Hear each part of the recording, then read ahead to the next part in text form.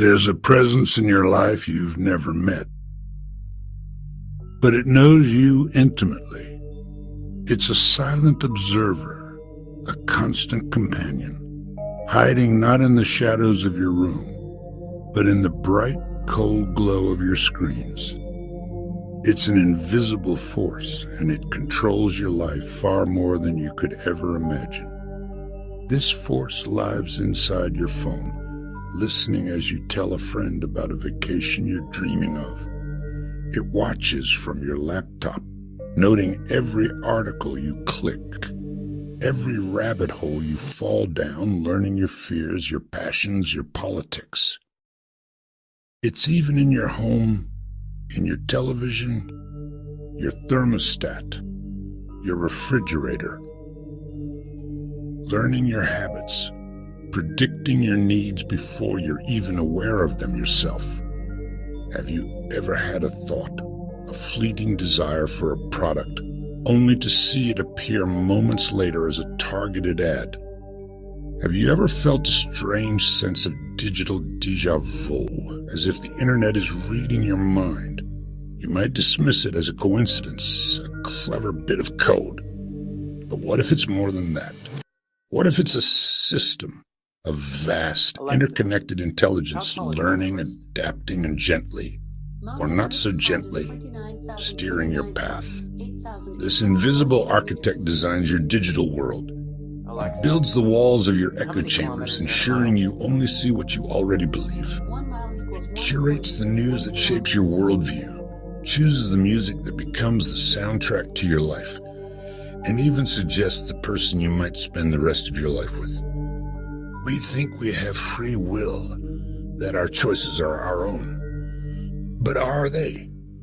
How much of what you desire, what you believe, what you is a product of your own mind? And how much has been meticulously curated for you? This isn't science fiction. It's not a ghost in the machine or some grand conspiracy. The name for this force is simple, almost deceptively so. It's artificial intelligence. AI. Now, when you hear that, you probably think of a helpful voice assistant or a character in a movie. But the reality is far more profound and infinitely more pervasive. This isn't a single entity in a box. It's a global digital nervous system, a network of algorithms that has wrapped itself around every facet of modern existence, and it's making decisions for you every second of every day. Today, I'm going to show you how this intelligence secretly makes those decisions. From the smallest choices, like the video you watch next, which subtly molds your opinions, to the biggest, most life-altering moments. We'll uncover how AI is the invisible gatekeeper to opportunity, scanning your resume and deciding if you're worthy of an interview. We'll see how it acts as the arbiter of your financial future, calculating your creditworthiness and determining if you can buy a home. In some places, it's even predicting human behavior, casting a shadow of suspicion before a crime has even been committed. The question is no longer AI is running our lives, but what are its hidden biases? What are the consequences of its mistakes? And as it becomes more powerful, more integrated into the very fabric of our society, who is truly in control? You, or the invisible intelligence you've invited into every corner of your life? Let's pull back the curtain. And to prove it, I'm going to compare how much AI controls me in 3 different situations. A free AI app worth $0, a smart assistant worth $1,000, and finally, a $1 billion AI system that governments actually use. Let's start small. $0 AI app. I downloaded a random free AI app that recommends what I should eat today. And guess what it told me? Salad. Do I look like I want a salad? But here's the thing. I actually clicked on it and then ordered it. That's control. AI 1. Human 0. But this is just the beginning. The $1,000 AI assistant. And before you ask, no, this isn't just some glorified smart speaker or a new app on my phone. This is something else entirely. For $1,000, you're not buying a piece of hardware. You're buying a presence. An intelligence that weaves itself into the very fabric of your home and your life. The company that makes it calls it an ambient companion. I call it the ghost in my machine. It promised a life of seamless efficiency, a world without friction, where my needs are met before I even recognize them myself. A tempting offer. But I'm beginning to learn that a life without friction is also a life without choice. This is a full smart assistant that listens 24/7. And I don't mean it's just waiting for a wake word.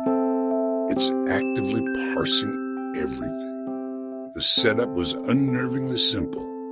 A few discrete sensors placed in key rooms. They're designed to be invisible, to blend in until you forget they're even there. And you do forget, that's the point. It knows when I wake up, not because I set an alarm.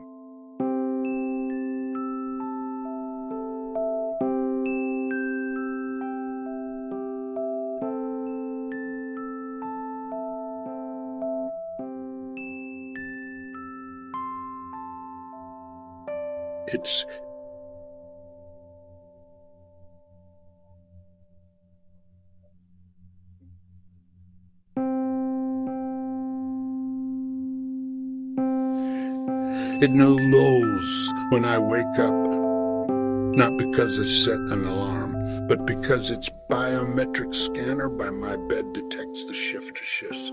But because it did iris.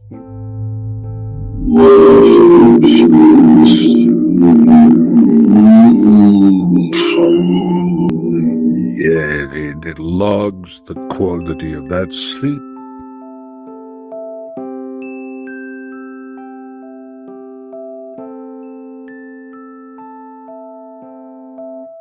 And it logs the quality of that sleep, quality of that stat. It logs the quality of it, quality of that stuff, the quiet. It does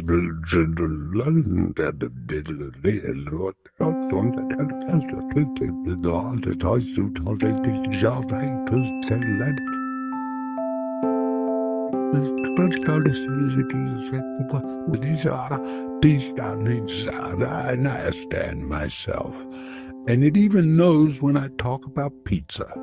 But the reality is so much more specific, so much more invasive.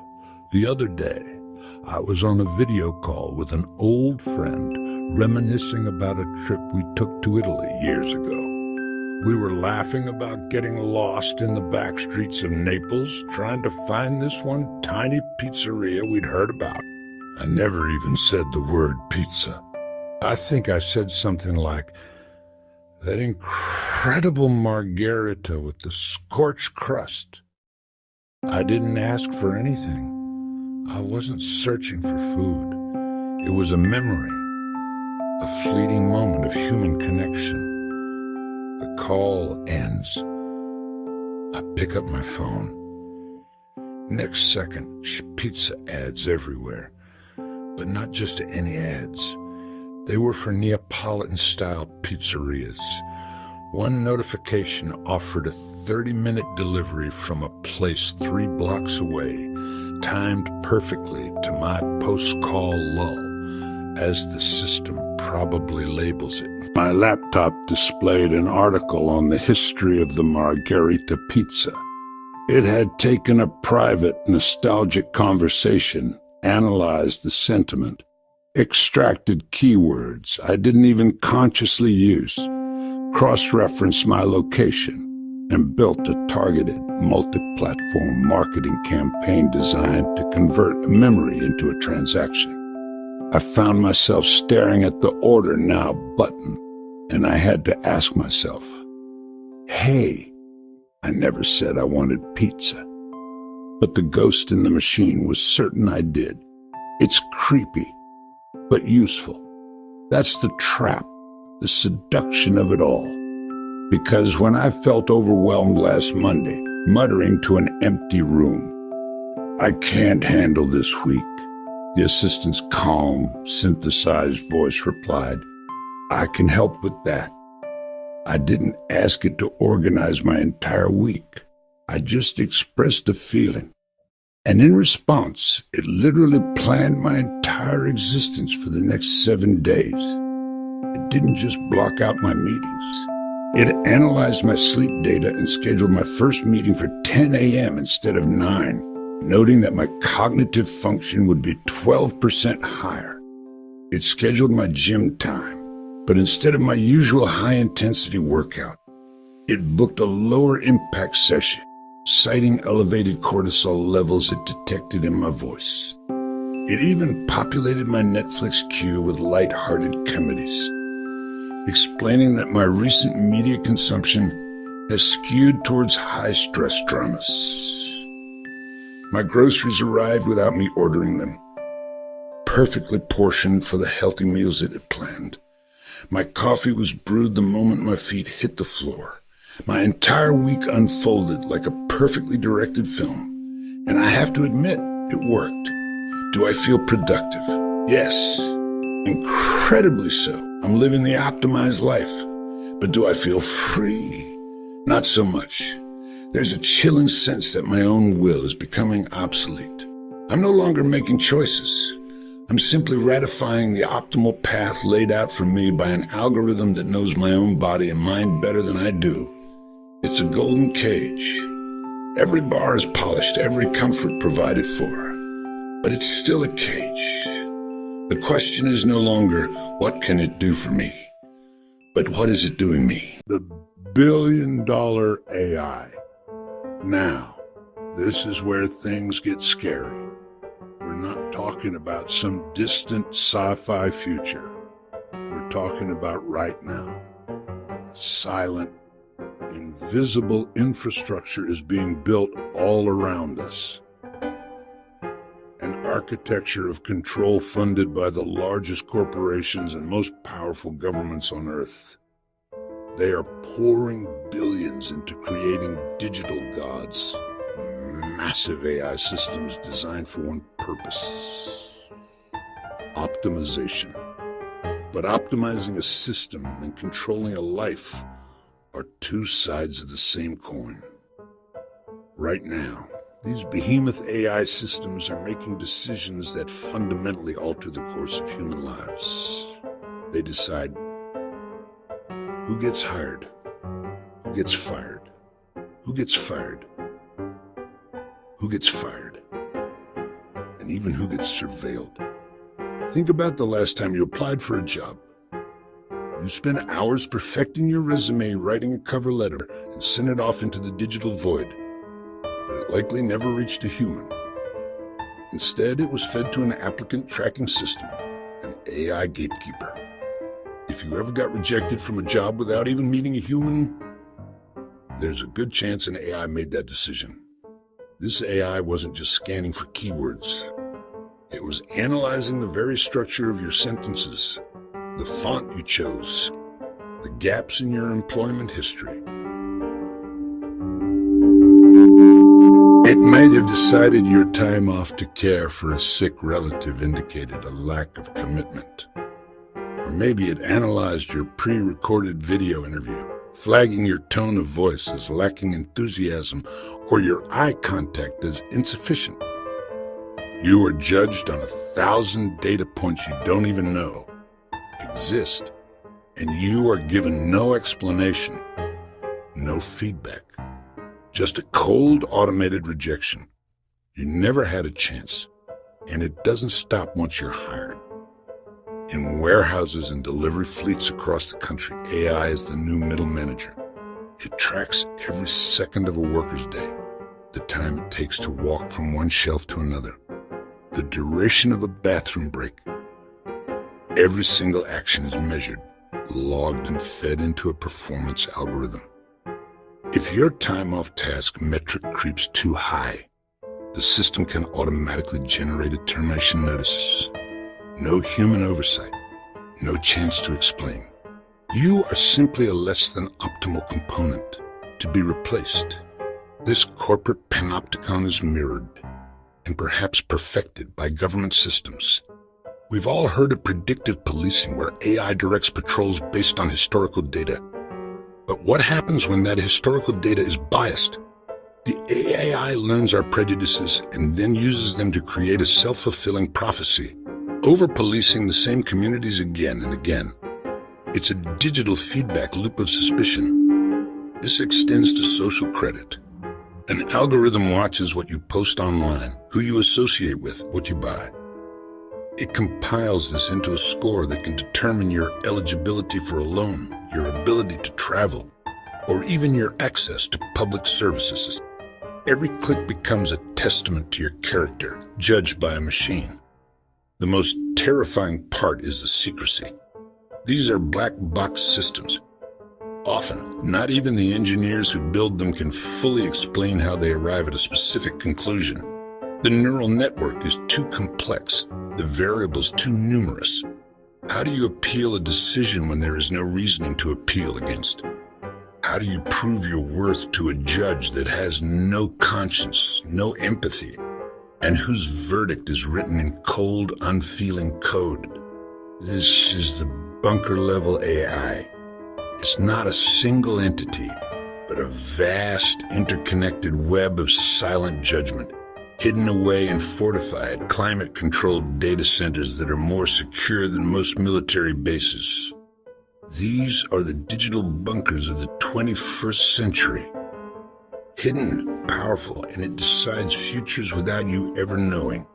This isn't a warning about tomorrow. It's an explanation of today. The system is already in place, and we are all living inside it. And here's the truth. We think we're making our own choices every day. But in reality, algorithms are already steering what we see, what we buy, and sometimes even what we believe.